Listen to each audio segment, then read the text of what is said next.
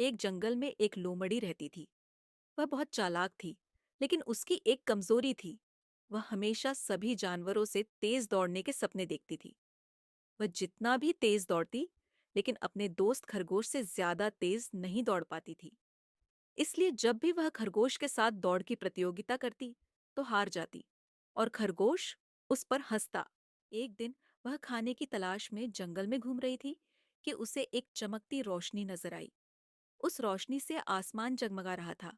लोमड़ी ने जब रोशनी देखी तो उसने सोचा कि पास जाकर देखना चाहिए कि यह रोशनी किस चीज की है।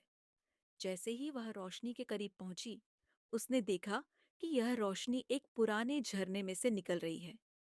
ये झरना बहुत पुराना था और जंगल के अक्सर जानवर इससे पानी पीते थे।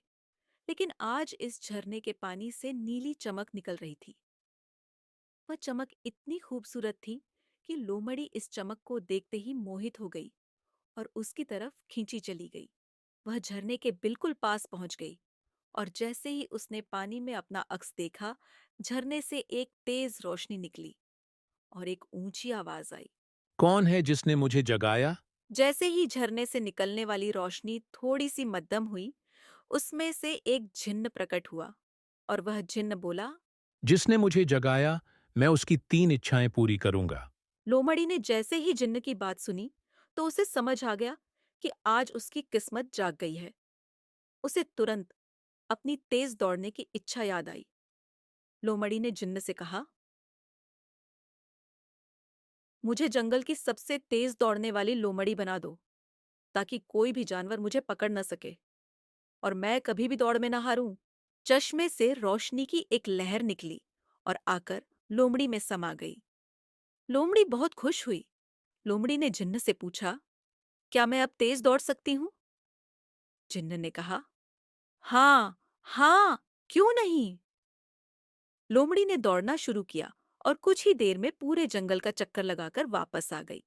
ये तो सुपर फास्ट था। लोमड़ी ने जिन्न से कहा। अब बारी थी लोमड़ी की दूसरी इच्छा मांगने की। लोमड़ी ने सोचा कि कोई ऐसा हुनर हो जिससे जंगल के सभी जानवर उसकी बात माने। उसने मुस्कुराकर कहा, मुझे ऐसी जादुई आवाज दो कि जैसे ही मैं बोलूं, सभी जानवर मेरी बात मानने पर मजबूर हो जाएं।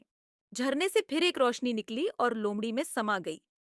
लोमड़ी ने तुरंत इसे परखने के लिए एक बंदर से कहा, अरे बंदर, मुझे नाच कर दिखाओ। बेचारा बंदर तुरंत नाचने लगा। लोमड़ी जोर से ठहाका लगाकर हंसी और खुशी से खुद भी नाचने लगी। अब आखिरी इच्छा बाकी थी। लोमड़ी सोच में पड़ गई। अगर वह सोने का खजाना मांगती, तो चमगादड़ उस पर कब्जा कर लेते।